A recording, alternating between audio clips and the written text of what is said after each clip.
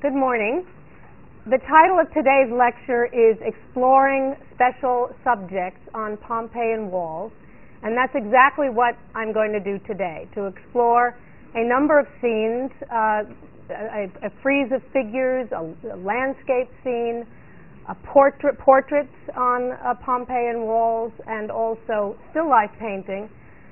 And we're going to look at them both in the context of the architectural style walls that we've been discussing thus far this term, especially the second, third, and fourth styles, but we'll also look at them as interesting in their own right. We ended last time with a discussion of fourth style Roman wall painting, and I want to show you again what I consider the quintessential fourth style wall. It's the Ixion room in the house of Vetii in Pompeii. And you see it here once again in all its garish glory. It's an amazing painting. We talked about the fact that it is a kind of compendium of all the styles that went before. We described, for example, the socle, which attempts to imitate marble incrustation in paint, which of course makes reference to the first style of Roman wall painting. We talked about the fact that the second style elements could be seen in the substantial columns that are located in the second tier or in the main tier of the painted wall, columns that support a lintel above and a coffered ceiling. We see those here, we see them over here as well. Those, again, elements of the second style. We talked about the third style features in this particular painting. The mythological landscape in the center that has a frame, a black frame around it to make it abundantly clear that this is not a window to something else, but rather meant to look as if it is a flat panel painting hanging on the wall. Third style element. Over here, another third style element, the floating mythological figure in the center, in this case of a white panel, with a border that is made up of floral or vegetal motifs. Again, elements of the third style. With regard to fourth style, the introduction of architecture once again on either side of the main panel in the main zone. These are not representations of complete buildings, but rather, as we discussed, fragments of buildings depicted in illogical space. And then in the uppermost tier, we see the architectural cages that we also described as characteristic of the fourth style. So all of these elements, as I said, a compendium of all of these painting styles all in one place is where Roman painting ends up right before the destruction of Mount Vesuvius. We also have looked, in fact, I want to return at the beginning of today's presentation to the Villa of the Mysteries in Pompeii. We've looked at it twice already. We looked at it from the standpoint of its architectural evolution. We looked at the two phases, first and second phases of the Villa of the Mysteries, and you'll remember the plan. This is the second phase plan, which I showed to you again, and you'll recall the design of the villa.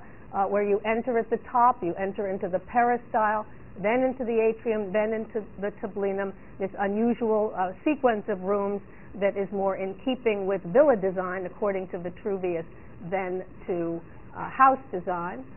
And we looked at a room, a second style wall-painted room, called Cubiculum 16, and I can show you where Cubiculum 16 is on this plan. You see it right over here.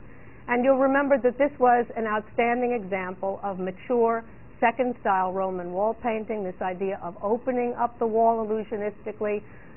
Remnants of the first style wall still here. That wall is dropped down. We do have substantial columns with projecting entablatures, coffered ceiling above, and in this case a lintel and then an arcuated lintel. All of these elements are typical of the second style, and especially the opening up of the wall to see a vista that lies beyond, in this case, a tholos, or round shrine, surrounded by blue sky. So quintessential second style in Cubiculum 16. The room that I want to turn to today, also in the Villa of the Mysteries, is Room 5. Room 5 is located over here. You see it right to the right of the tablinum and close to the southern side, close to the great bay window that was added in phase 2 to provide magnificent views out over the sea.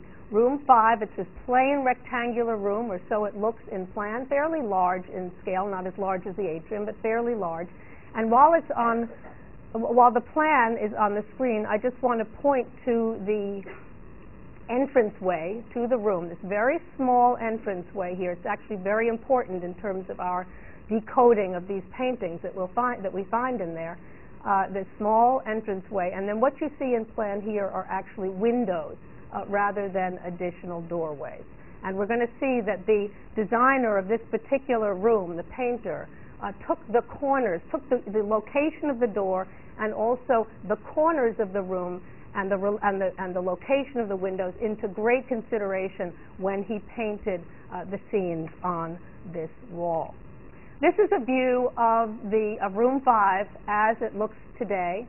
It's often also referred to as the room with the Dionysiac mystery paintings that we'll see feature the god of wine, Dionysus. You can see from looking at this general view that the paintings are quite well preserved. We'll see that they cover all 4 walls of the room except for the space, except for where the windows are, obviously. And you can also see that this is like nothing we've looked at thus far this semester, in that what we have here are a series of very large, monumental figures that seem to walk around the room in a kind of procession. And you see those extremely well here. With regard to the style of wall that it is, I show you another view over here where you can see those same large figures walking from the doorway along the side of the left wall. But you can also see the design of the wall as a whole. And if you look at it carefully, you will note that the figures are, of course, placed against these large red panels. Between those red panels, what look not like, they're clearly not columns, but kind of like flat pilasters here, that resting on a socle down below, and then above a meander pattern frieze, and above that a course that represents in paint what looks like variegated marble, the implication being again that would have been very expensive to bring from somewhere else. So as we look at this, we think, well, it's kind of like a first style wall, but you can see that it's not a relief wall, it's not built up in stucco, it's flat because it was done entirely in paint. And yet, as you look at these very large figures, you see that they are standing on a ground line that projects into the spectator's space. And that suggests to us that what we are dealing with here, if we have to categorize this and put it into first, second, third, or fourth style, we're going to call it a second style Roman wall painting because it has, again, residual from the first style, but it's done entirely in paint, but it has this projecting element at the bottom, this baseline on which the figures stand and on which the figures process. So a second style Roman wall painting with monumental figures, and those monumental figures tell a story, and it's a very interesting, very intriguing, very mysterious story indeed. And it is from the mystery scenes here, by the way, that the Villa of the Mysteries got its name. This is a view over here, an excellent view of the small doorway that you need to take to enter into the room. And as you enter into the room and you make a sharp left, well, first, of course, you enter in the room and you get a glimpse of the entire space. But as you turn to your immediate left, you begin with the beginning of the story. And the artist, again, has orchestrated this in such a way as to make it look like this woman who is standing here has actually entered through the doorway of the room and is now beginning to process from that doorway along the side of the room. If we look at the woman, we see that she is wearing quite a heavy garment over here, but it's a very jaunty representation of this woman because you can see she has her right hand on her hip in an interesting way. And then, most interesting of all, is the fact that she wears a veil over her head, and it's a kind of diaphanous veil, as I think you can see. It's over her head, protects her hair, and then it wraps around her. She wraps it around her chest. She's holding one corner of it with her left hand, and the rest cascades down her back. The artist has paid a great deal of attention to that veil because he wants to identify her for us and to tell us that she is a bride. Brides were often depicted with voluminous veils like that, as you see her here, and she is a bride, as we're going to find out as we interpret these scenes. She is a bride, probably a young Pompeian woman, who is about to participate in these religious rites that are going to allow her. It's a kind of like a fraternity or sorority initiation that she's about to undergo. Let's say a sorority initiation that she's about to undergo, because she's about to go through something that's going to enable her ultimately to enter into a mystical marriage with the god of wine, Dionysus. She enters here. Then she comes upon two other figures. There's a seated woman, as you can see, who holds in her hand, or her left hand, a scroll. She has her right hand on the shoulder of a little boy. Note that the little boy is completely naked and completely oblivious to the fact that he is naked. He holds in his hand a scroll, another scroll, which he has unfurled. And it looks as if he is, well, it's no question, he's very intent on looking at the text on that scroll. And it looks as if he is reading from the text of that scroll. And we interpret that scroll, or we interpret his participation in this scene, as probably the fact that he is reading the liturgy that has to do with this cult of Dionysus and with the mystical marriage of women with the god Dionysus. It's a wonderful depiction of that boy, and I also show you here the rest of that particular side of the room. We're going to look at all the figures in order, but I just wanted you to get a sense of the rest of the wall as it unfurls, this left wall as you first come into the room. And I wanted to point out, using this image, that again, about how sophisticated this particular artist was, because he takes into consideration, as I mentioned before, the corners of the room, and they become part of the narrative. As you can see here, there's an empty space, but the storyline, as we'll see, continues across the corner, and the figures over here interact with the figures on the other side of the bend in the wall in, again, a very, very sophisticated and interesting way, and we'll follow that through. Before we do, though, I just want to show you a head detail of the seated woman to give you a sense of the extraordinary talent of this artist, whose name, unfortunately, has not come down to us. We see this head here, and you can see the way in which the artist has captured the moment, what this woman is going through, what she's thinking about. She's seated, she's listening to the liturgy that's being spoken by this boy. You can see that the artist has paid a great deal of attention to her eyes, which are wide open and very nicely painted. But one gets the sense, or at least I get the sense as I look at this, that she is not only wide-eyed at what's going on, but you also have a sense that she's kind of, it's almost jaded. I mean, she's kind of seen it all. She has a sense of what the moment is and what is about to occur. Notice also the way in which her lips are slightly parted, and especially the hair. The artist, as we'll see, who was responsible for painting this, and it may have been more than one artist, it may have been a designer who worked with, obviously, others in a workshop. But whether it's a single individual or several, it is very clear that this person or persons have a very good sense of what hair, real hair, is actually like. It's the same as I mentioned when we talked about the gardenscape of Livia, and I said that artist had clearly looked at nature and was actually depicting what he saw and knew about nature. Here is somebody, I believe, who has really looked at human beings, who has really looked at the way in which hair grows from the scalp, because you can see the way in which he has shown that hair growing from the scalp, and he understands that when you part your hair in the middle, there may be a certain part of the scalp that you actually see through the hair, and he has represented that extremely realistically here. So although we don't know the name of this particular artist, we can acclaim his talent here as we look at details such as this one. The story continues from the boy reading the liturgy to the figure that you see here. It is a figure, again, of a woman. She is holding some kind of a dish, and she has on that dish, probably, it's very hard to identify exactly what's there, but she has probably some items that have something to do with this cult, with this mystical marriage of these Pompeian women with Dionysus.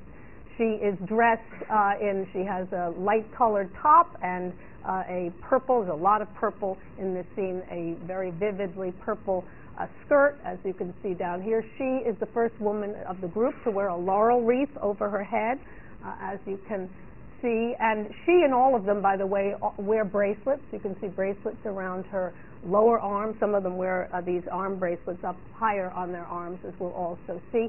And she's one of the only figures that actually looks out at us, the spectator. She really is basically confronting us. We link eyes with her when we look at this particular painting, and the artist is obviously trying to establish fairly early on a connection between the viewer and what is happening in this scene. The beginning of another scene here with a series of women, I have a better view of it here, where you can see what's happening next. Here we have three women who are standing at some kind of a table. And one of the women on the right, has a pitcher from which she's pouring some kind of liquid. Whether it's water or wine or what, we're not absolutely sure. It might well be wine, given that this is the Mysteries of Dionysus. She may be pouring wine. But whatever it is, it has been interpreted as a purification scene in which something, and we can't see what it is, that's underneath this purple piece of cloth that one of the women is holding up and revealing. They are purifying that, or either an object or a series of objects on this table. It's a wonderful depiction of these three women, one woman holding the edge of the table over here and looking to her compatriot who is pouring the liquid on this side, and a real tour de force. It's not so easy to depict a figure from the rear and make it work, but this artist has done so. A very monumental woman seated on a wonderful throne here with a purple hem, as you can see down below. But look at the way he's depicted her garment. It's tight in some places and molds her body and cascades in others. She's also wearing a scarf that's tied back behind her head, and she too wears a laurel wreath over that scarf. This woman has a laurel wreath as well. So they're purifying, as part of this rite, they are purifying. Three women are participating and purifying this object or objects here.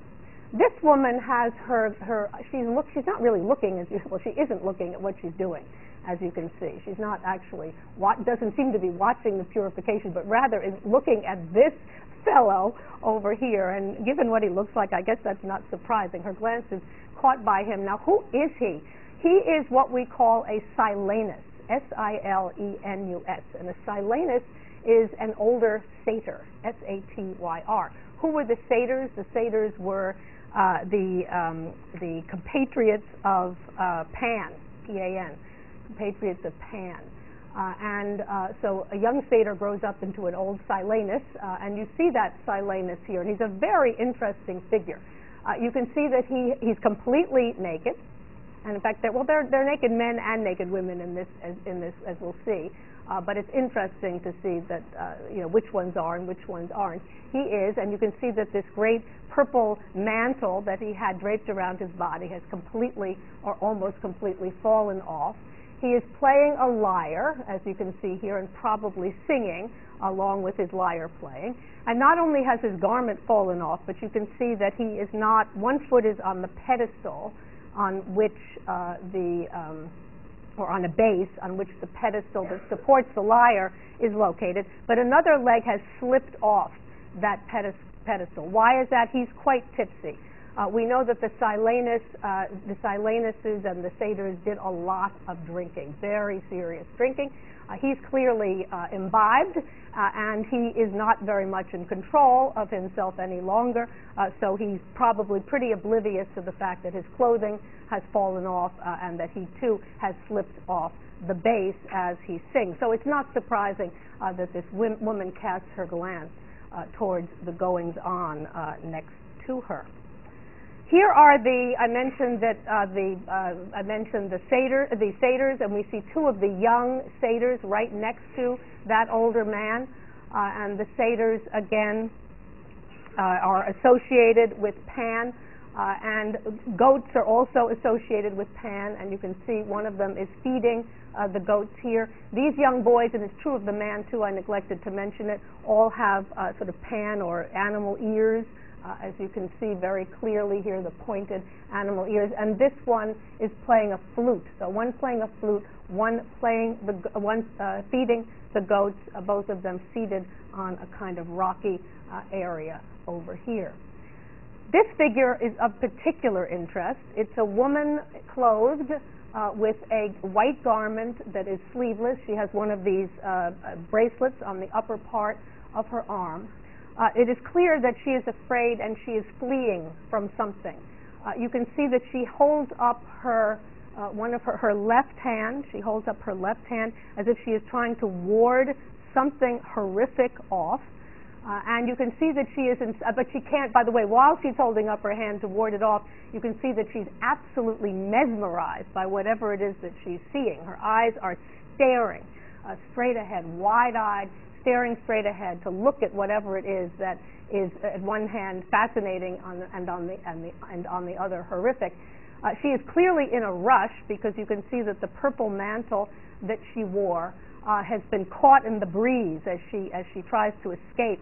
The breeze is caught in that, and it almost serves the purpose of a kind of parachute that's about to rescue her from whatever it is that she has seen and that has frightened her. We are now at the first corner of the room. So again, the artist has taken the corner into consideration and created this dramatic interaction between this woman and whatever it is that she's afraid of on the other side of the corner.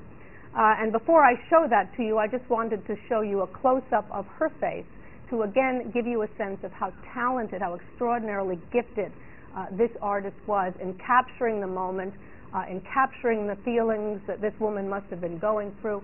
Once again, the very wide eyes, fascinated by what she sees, but seemingly all-knowing. She's seeing something that she doesn't quite expect, but you get the sense that perhaps she did know all along that she was going to see something of this nature. The parted lips once again, and the expert way in which the artist has shown the way hair naturally grows out of the scalp of the head, again achieved magnificently in this head detail. Now the object of her fear is what we now see over here. Here again we see the corner itself, an empty red space, the woman fleeing on this side. What is she fleeing from? What is she afraid of? This horrific mask that is being held by one of the satyrs. We see another set of two young satyrs here and an old Silenus again, and one of the satyrs holding up this horrible mask, and that seems to be what has put fear into the eyes of this particular woman. With regard to the scene of the satyrs, you can see that the Silenus and the satyrs, the Silenus is seated on some kind of marble block.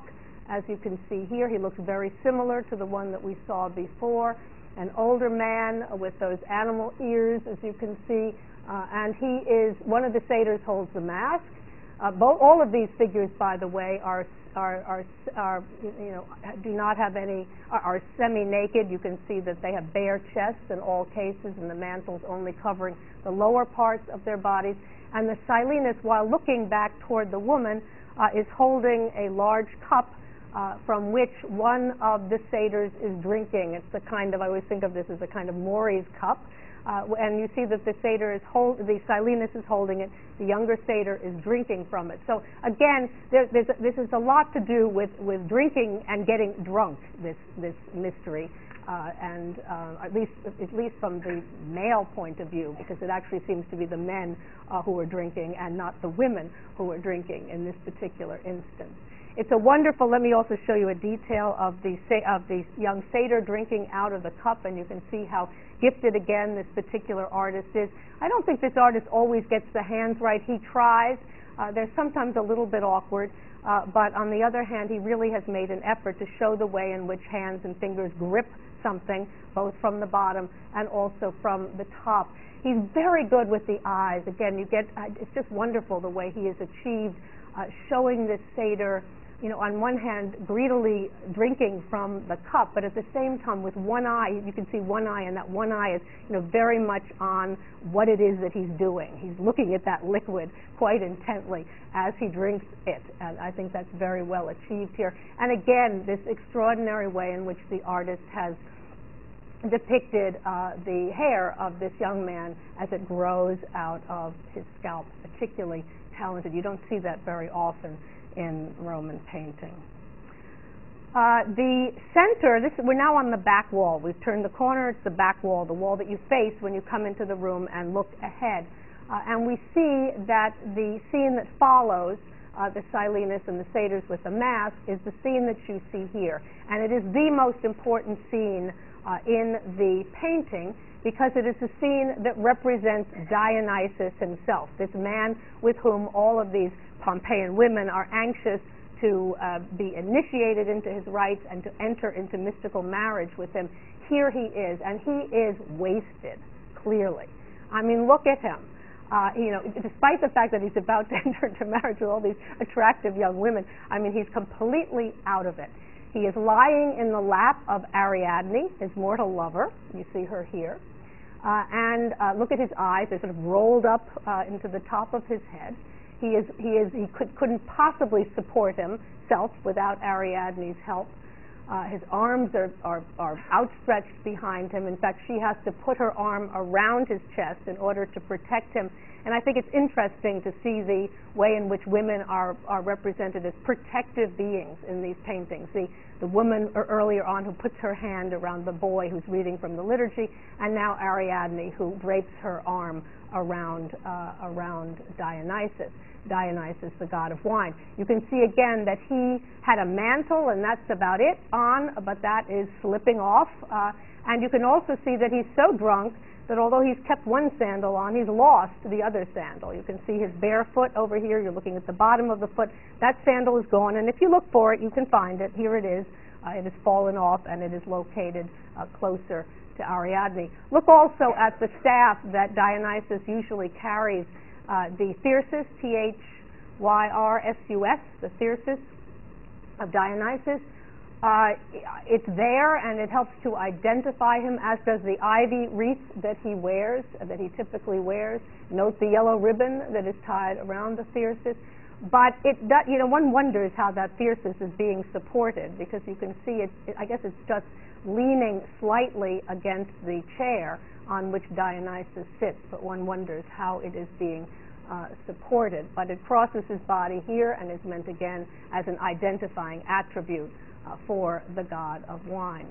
The fact that we see Dionysus in this state and also on the lap of Ariadne is interesting, especially the lap of Ariadne, because again, she herself was a mortal, his mortal lover. And I think one of the ways of interpreting this as that a scene like this, seeing that Dionysus could unite with a mortal woman, gave hope to the women of Pompeii who were hoping to be initiated into this mystical religion and to embark on a mystical marriage with Dionysus. This gave them hope that if another mortal woman was allowed to enter into a relationship with Dionysus, then they too would be able to follow in Ariadne's footsteps. And so this is a very important message, I think, of hope to those women who are hoping to become initiates of this particular cult. The next scene that we see is also a very interesting scene and a very important one. It's the one that comes right to the right of the scene of Dionysus and Ariadne. And we see here the discovery of the most important cult object in this scene, which is the phallus. We see a woman kneeling. Her arms are wonderfully depicted. as they seem to barely touch whatever it is that lies beneath this purple cloth. We see down below a basket that is certainly the basket in which the phallus, the secret ritual, the most important but secret ritual item in the Dionysiac religion, was kept. And there's been a lot of speculation what was behind the purple cloth. Is it an erect phallus? Very possibly. That's exactly what it is. That would have been kept again in this basket, but is underneath here. Although the speculation has been so wild that we even have a scholar who has written an article suggesting that the profile of this particular cloth here is so similar to the profile of Mount Vesuvius that what we have here is a reference instead to Mount Vesuvius and to the fact that this scene takes place in Pompeii. It's a very intriguing idea. I think I can't imagine that it's correct, but nonetheless it gives you some sense of the kind of scholarship and some of the speculation there has been about what is actually going on here. But it seems to be the covering in this particular case, and possibly about to reveal the secret, the most important secret item in this cult. Over here we see another fascinating figure. We've gotten to another corner, and we can see that she straddles the empty red space in that corner. A figure of a woman who is winged, the only winged figure that we see in these scenes. You can see her large outstretched wings behind her. She is naked from the waist up. She's wearing a fantastic skirt. I love this skirt. With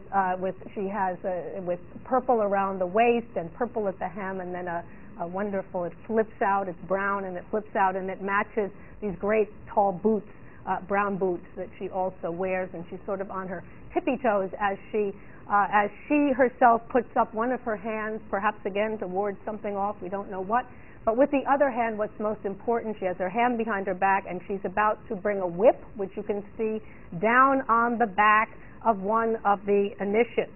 And as we look across the corner, again, the artist masterfully taking the corner into consideration in his design vis-a-vis the content and the execution, we see the way in which that whip is about to come down on the back of one of these initiates who's kneeling and has her head in the lap of a woman who protects her. Here is the scene.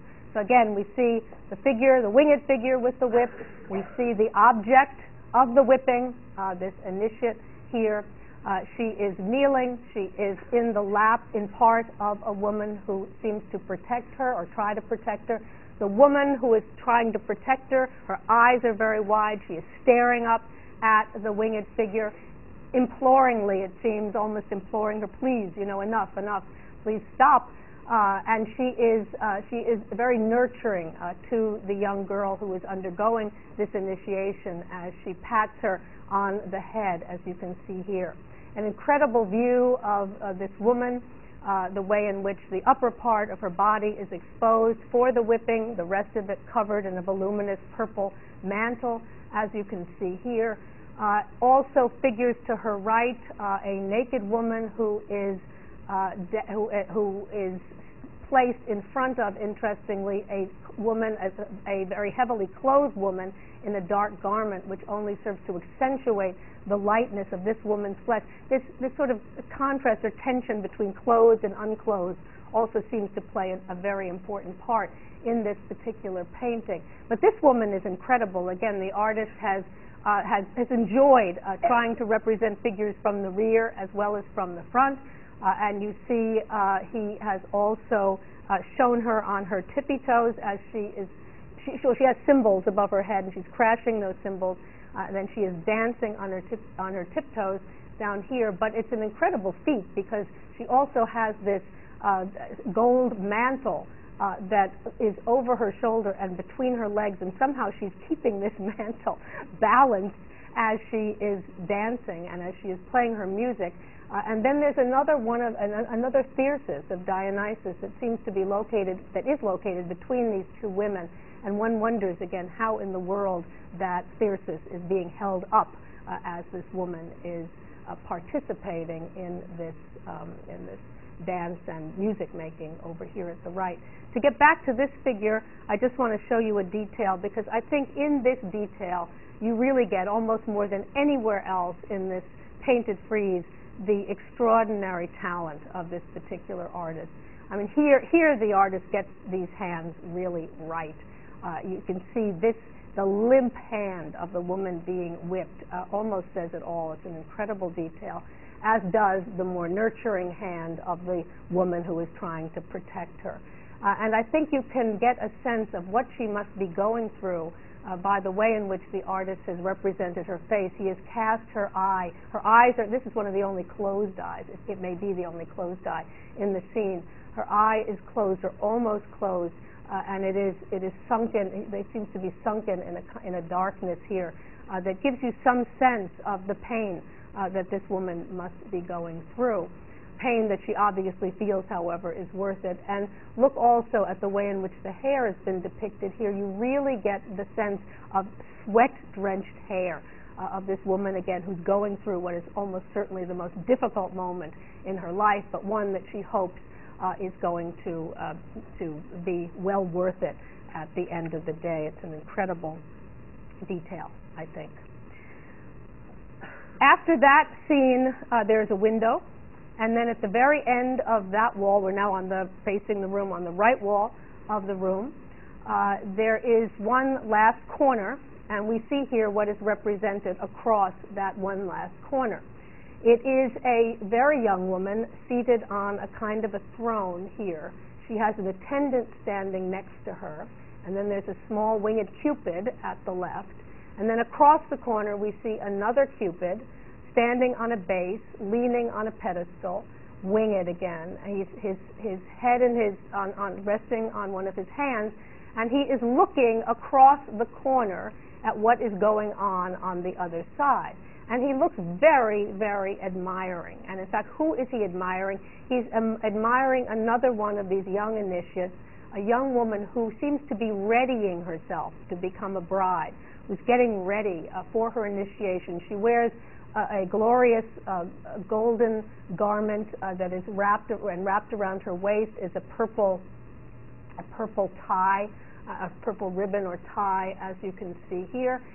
She is again accompanied by another woman, an attendant, and the two of them together are actually fixing her hair to get her ready again for her mystical marriage. I have a detail of her to show you in a moment. And then this wonderful anecdotal detail here, where we see the other Cupid, winged again, holding up a mirror in his hand, a rectangular mirror. And if you look very, very closely, and you can study this detail on your own as well, if you look very closely, you can see that there is a reflection of the young woman's face in that mirror. So a lot of attention being paid to the readying of this woman to be a bride, to enter into the mystical marriage with Dionysus. And we see a detail here where we can see her, see how pretty she is, see how again, the artist has shown this extraordinary ability to depict hair as it really is, growing out of her scalp. You can see the part of her hair, the scalp showing through, the way in which the hair grows from that. And then you can see that not only is she working on arranging it, but she's getting help from the attendant. The attendant also has a section of her hair in her hand, and the two of them together are trying to get her ready for her mystical marriage. Her arm is up. You can see both of her bracelets, one around her wrist, and then another bracelet up on the upper part of her arm. Then we have another window, and then the last figure that we see is this woman here, a woman who is seated on a very elaborate throne.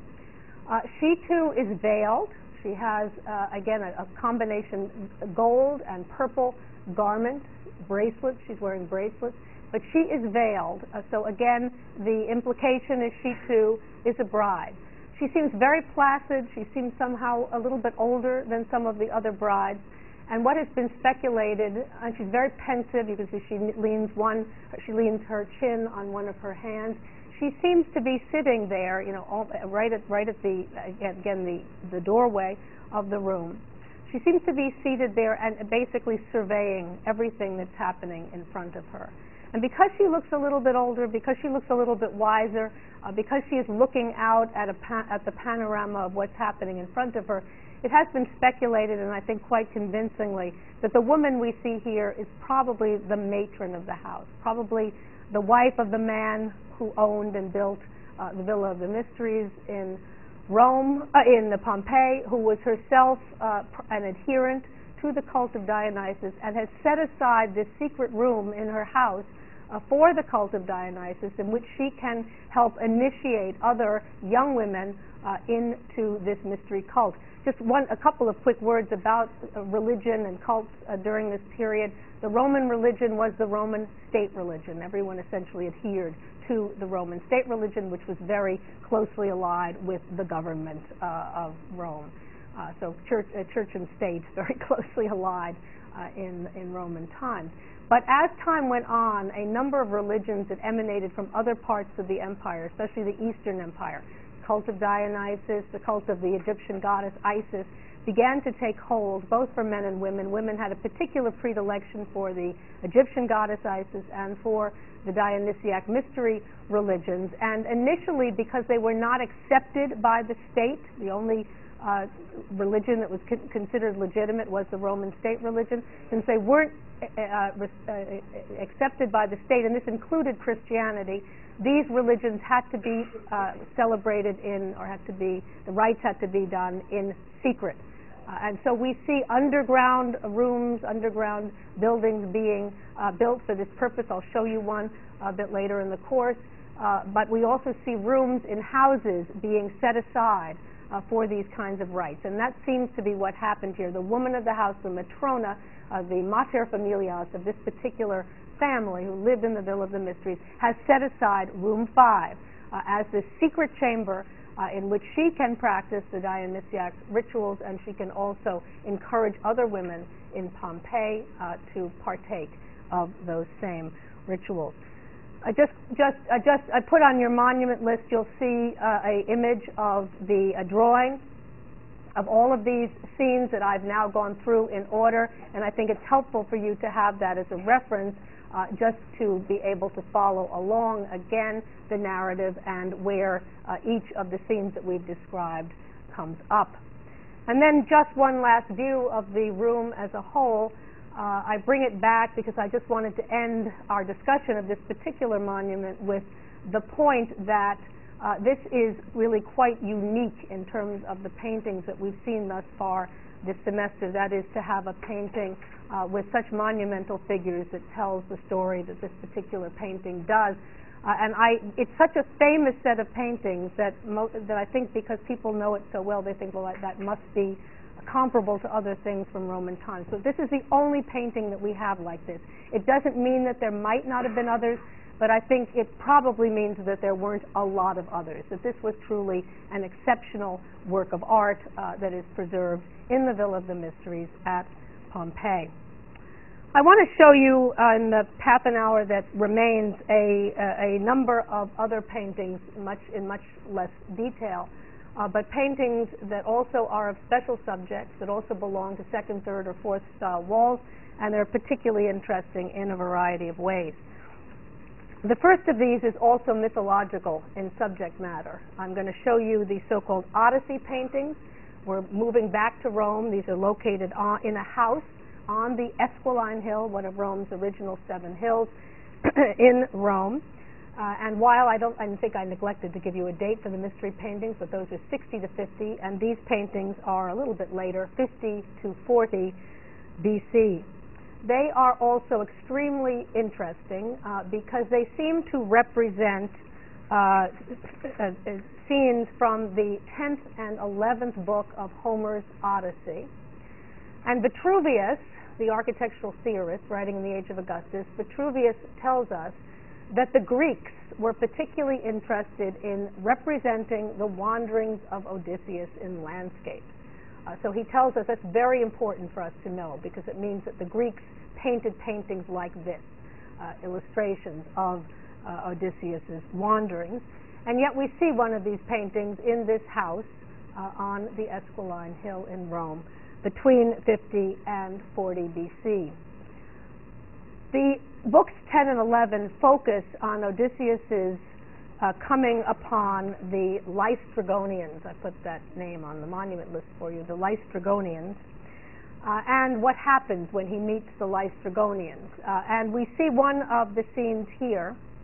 We see, in fact, that several scouts working for Odysseus get off their boats on an island, and they come across this beautiful young woman who has just fetched, you can see she's holding a pitcher, she has just fetched water from a well, and she's walking down this mountain, and she comes upon these scouts of Odysseus, and being a friendly sort, she says to them, "I'd like to invite you back to my father's house for dinner." Well, her father is a man-eating giant, as are the other Lystrygonians, and the scouts fall for it, and they come with her to meet her father, and the father immediately cooks up one of the three for dinner. And various other adventures, happen on this island. But what's particularly interesting for us is the fact that these scenes, again, are from a well-known work of literature, but the figures are very small in relation to the landscape. It's clear that the artists, whether originally Greek artists, were particularly interested in the landscape and the telling of a narrative across that landscape, a landscape that is magnificently rendered, as you can see, by these artists. There are a number of scenes still preserved. After that dinner, by the way, where one of the scouts gets consumed, after that, the Lystrygonians decide that they don't want any more of Odysseus and his crew, and they take boulders, as you can see in this scene here, and they begin to attack the ships of Odysseus, destroying most of them, and only the one with Odysseus himself is able to escape, and he makes his way at that point to another island to meet up with the enchantress Circe. So we see all of this very carefully described here. But as we look at these scenes, I think we're particularly struck, or at least I'm particularly struck, and I would imagine you'll share this, by the interest of this artist in depicting the landscape. We have an artist, again, whether it's the original Greek artist, but certainly copied here by an artist in Rome, we see an incredible interest in landscape by someone who is clearly not only looking at earlier models, but looking at landscape itself, and is very interested in depicting all kinds of anecdotal details. Inlets of water, as you can see here, rocks, and the way in which the rock is cast in shadow on one side and is lighted on the other, the way in which branches bend both when people pull on them or when they are buffeted by the breeze or by the wind, as you can see with that tree at the uppermost part of the peak. So again, the artist here particularly interested in nature and in the display of nature, and in that way very comparable to what we saw in Livia's gardenscape at the villa at Prima Porta. I mentioned already that it is believed that these paintings on the Esquiline Hill are based on Hellenistic Greek models that probably were made in about 150 BC. So a copy, and in that regard, should strike you as very much the same trend as we've seen so often in the beginning of this semester, of the Romans looking back and admiring Greek art and incorporating it, a kind of Hellenization of Roman art and architecture because of this reverence and because of this incorporation of earlier Greek scenes and prototypes. And so we see that here. And there are three reasons that scholars believe that what we're looking at here is based very closely on a Greek model. One of those is that passage in Vitruvius that I already mentioned, that Vitruvius tells us that the Greeks were particularly interested in representing scenes from the Odyssey against a landscape background. So that certainly tells us that it's likely that these are based on earlier Greek originals.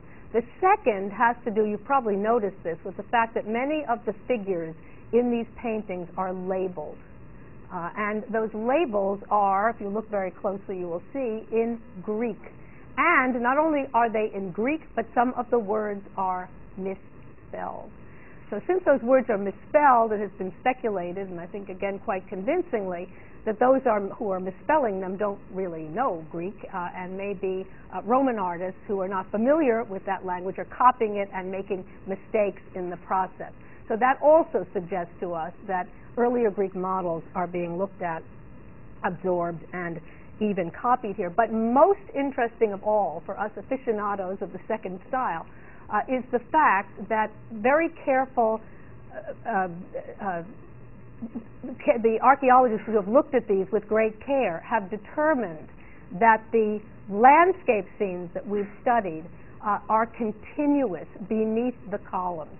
That when they copied these, perhaps they had a scroll that they had from somewhere else, a Greek scroll that came from a library that had images on it, and they unfurled that scroll and they copied it here. They did that first. They copied, so we had a continuous landscape scene. And it was only after that landscape scene was painted that the artist went back and painted the columns on top. They put these Greek paintings or copies of these Greek paintings of Odysseus's wanderings based on this Greek prototype of the mid-2nd century BC. They put it into a Roman context by providing these second style columns or pilasters,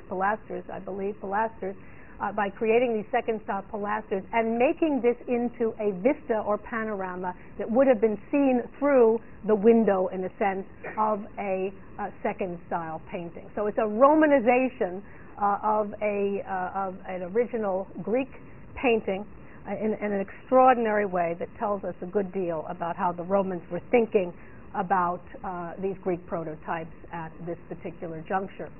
I showed you last time the Villa de Plantis, the Caldarium 8, and we looked at the soffit of Caldarium 8, and we saw floating mythological figures, and we saw women in niches with shells at the top. And I pointed out to you at that time that we also have a number of small panel pictures representing still lives with fruit and the like. And these in a sense, get lost in the overall scheme of these second, third, and fourth style walls, but they're very interesting if we look at them in greater detail. And I want to show you just two examples today. This is it's blown up, obviously, way beyond the size that it was, but it gives you some sense of what these look like in detail. It's a still life painting that comes from the villa of Julia Felix in Pompeii, which dates to around 50 BC. And we do believe that it is a detail from a second style wall. And we look at that detail here, and we see that these, for those of you who enjoy modern art, for example, I think you'll agree that this tends to be as modern as Roman art gets, because we see it has a very contemporary appearance, I think, this particular still life painting. We see that the artist has shown a striking penchant for, or sensitivity for composition, for light, the way in which light falls on objects that are made of different materials, be it metal or stone. The artist has shown that kind of sensitivity, I think, here, as well as to composition, the way in which a group of objects are composed in relationship to one another. If we look at this painting, I think we'll agree it's quite a tour de force. We see some interesting things which are not that easy to decipher.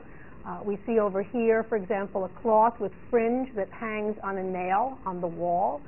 We see over here also hanging on the wall 4 dead birds. We see a plate an oval plate of what seem to be eggs. We see a pitcher over here, which again, it looks like a metal pitcher bathed in light on one side with a handle. And then we see here what looks like some kind of a beaker with something that may have been used to stir whatever liquid was inside. All of this on a stone pedestal. And then leaning against that stone pedestal, we see one of these clay vessels, which seems to have an inscription on that clay vessel. So what is this still life painting? Is it just meant to be a mix of objects that would be found in the kitchen of a house? Or is it something more than that? Do these have meaning beyond that? Is there some religious symbolism here, for example? This is not easy to decipher, and no one really has done that satisfactorily up to this point, but it's something that one would want to keep in mind as one thinks about the meaning of these still life paintings. And keep in mind, again, if you think back to a room like the Ixion room, there are a number of these small panel paintings in the Ixion room. When you look at the room as a whole, these are not easy to see. They're so small that they're lost in the overall scheme. So you'd really have to go up very close to these, if you could even reach them. If they're way up in the top, it would be difficult, but if they're down below, go up close, look at them, and try to figure out for yourself exactly what is going on here. Another one in this case, from Herculaneum, which is not so ingeniously called still life painting with peaches and glass jar, but that's very descriptive. That's exactly what it depicts, which is later in date, around 62 to 79, and probably was a panel in either a third or a fourth style Roman painting, more Roman painted wall. We see two tiers here. We indeed do see peaches, and the artist again has really looked at peaches to depict this. Shows the peaches on the vine with the leaves, as you can see here, and wants to make sure that we know what a peach looks like inside as well, so has cut a section off one of these and shows the pit inside, just to make sure that we get a full sense of how peaches grow and of what happens when you open a peach.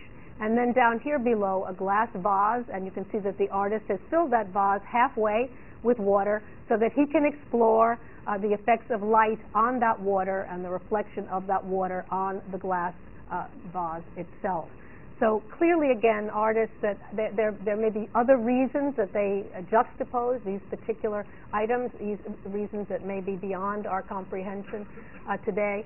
But while they may do that for ritual or other reasons, they also are clearly very concerned with just exploring composition, light, and so on and so forth, as I said before, which is a very modern thing to do. We also see among the paintings that I've called special subjects today, genre scenes that represent daily life in Pompeii or Herculaneum. I'll show you just one of those here. It is a painting of, it's usually called a painting of a magistrate distributing free bread, and it comes from house 7330 in Pompeii, a wall painting from 7330 in Pompeii, dates to around AD 70. And what's depicted here, whether the magistrate is distributing free bread or it's bread being sold, we're not absolutely sure, but what you can see here is piles and piles of round bread that are being distributed to those who stand in front of the bread stand. And I can show you a detail also of the same, where you can get a better sense of the shape of the bread. You remember the petrified bread that we looked at from Pompeii, and the division into shapes that make it resemble a pizza. The same kinds of breads can be seen here, and it's that bread that is being distributed to these people down below. While this painting comes from a house, there's, and it may have been, may have just referred to the particular profession of someone who lived in that house. But paintings like this, we believe, and it may or may not have been the case with this one, were also used as shop signs to advertise what was being sold in one of those tabernae that often opened off houses in places like Pompeii and Herculaneum, and that may have been the case here as well. Just a few words about what we might call history painting among the Romans. This is a fascinating and very famous painting of the amphitheater at Pompeii. You see it on the left-hand side of the screen. It comes from house 1323 in Pompeii and dates to between 59 and 70 AD. And it purports not only to represent the Pompeii amphitheater, which I remind you of here, and you'll recall the very distinctive staircase of the amphitheater at Pompeii, and you can see how carefully that is rendered here by the artist to make sure that we know this is indeed the amphitheater at Pompeii. It purports to represent a very famous historical event, at least in terms of local history, and that is a brawl that broke out between the Pompeians and a another group of individuals who lived in the area called the Nucerians, N-U-C-E-R-I-A-N-S.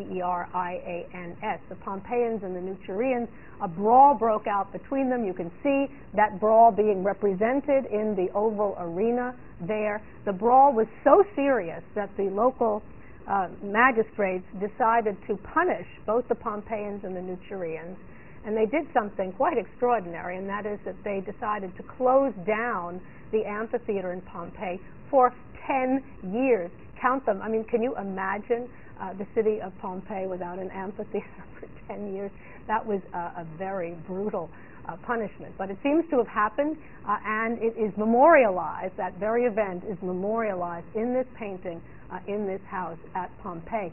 This painting is also very valuable, I think I've mentioned this to you before, is also very valuable not only for showing us the shape of the amphitheater, which of course, as you know, still survives, the oval shape and the seating, but for a detail that doesn't still survive, and that is the awning. I mentioned to you that in amphitheater design, they put poles at the very uppermost part of the amphitheater, and they were able to put an awning on those poles to protect people in inclement weather. And we see the representation, or only preserved representation in paint, of one of these awnings. So it, again, is very valuable in terms of helping us understand amphitheater design. The last two paintings I want to show you today are both portrait paintings. And you have to think of these portrait paintings like the mythological panel pictures, as paintings that were inserted into walls, or inserted into probably mostly 3rd and 4th style Roman walls. And when those treasure hunters hit Pompeii and Herculaneum, these were the ones they went to first. They cut a fair number of these out of their original context and made off with them, but some of them fortunately have found their way especially into the Naples Archaeological Museum. This is the first one that I want to show you, an absolutely fetching portrait of a young woman from Pompeii that dates to around the middle of the 1st century AD, that is 45 to 50 AD. And we see it here, and it's an incredible painted portrait by, clearly, once again, a very talented artist who's done an extraordinary job of capturing this woman. It's a very, very, very appealing portrait. We see her; she's a quite attractive young woman with wide, sort of hazel-colored eyes, sharp, straight brows, a straight nose, sort of a Cupid's lips. As you can see down below, the hair is magnificently rendered. You can see that she has a bevy of corkscrew curls. Those in the front, toward the front of her face, are highlighted and match very well the color of her eyes. She wears gold hoop earrings that also mimic the curlicues of her locks. And then you can see also that she wears something that appears to have been fashionable to wear among Roman and Pompeian women, and that is a gold hairnet at the very apex, which adds shine and a glimmer to the hair, but also you can see the hair beneath it through that. Down below, you can see she wears a green garment and a sort of purple or brownish mantle over her shoulder, and she holds a stylus to her lips, and she has in her other hand as you can see, a tablet in front of her, and it is clear as she puts that stylus to her lips, she is deep in thought, very pensive, figuring out what it is that she's going to write on her wax tablet, because these were wax, and they would write into the wax tablets. Because she is caught in this moment of deep thought, a number of scholars have suggested that she must represent the Greek poetess Sappho, which is why I put that painted portrait of Sappho on your monument list. But you can see I put Sappho in quote marks. I think this is almost certainly not Sappho. It is probably a Pompeian woman, and she may not be thinking about the poetry that she's about to write, but perhaps the shopping list that she's putting together before she makes her way down to the central market of the city of Pompeii, or sends her slave to go down to the central market of the city of Pompeii. But it may also be that she was literate and that she wants to underscore the fact that she was literate. It may also be that this was just a set way of representing women in portraiture in Pompeii, because this is not the only portrait we have of a woman with her stylus to her lips and her tablets in her hands. Here's another portrait that we have also from Pompeii with a woman represented in exactly the same way. This portrait is from house 7260 and dates to around 62 to 79 AD. The portrait of a woman and presumably her husband by her side. She again has the stylus to her lips. She has the tablet down below. You can see that he holds a scroll which has a red place marker up above. So this portrait of the two of them may either allude to the fact that they are both literate, that they can both read and write. It's also possible that the scroll that he holds may indicate that he's a magistrate. Or lastly, and one of the more popular solutions, is that he may be holding the marriage certificate, the marriage between the two. The portraits are very interesting. You can see that she isn't quite as gorgeous as her other counterpart.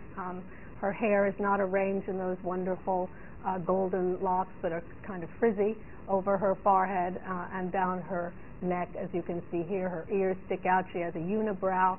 But she's more than happy to be represented as she was, preserved for posterity, as she was, along with her husband over here. And if you look at the portrait, you will see again that it has a black frame around it and then a maroon frame, which tells us again that this was inserted into a wall, a third or fourth style wall, just like the mythological paintings were inserted into those walls as a painting that was located in the center of that wall, and in this case emphasized the owners of this particular house and their undying love for each other, their relationships, honors their marriage, and served as the kind of counterpart to a portrait of the loving couple that one might put on a mantelpiece or on a piano in one's house today. So you have to think of it as quite comparable to that.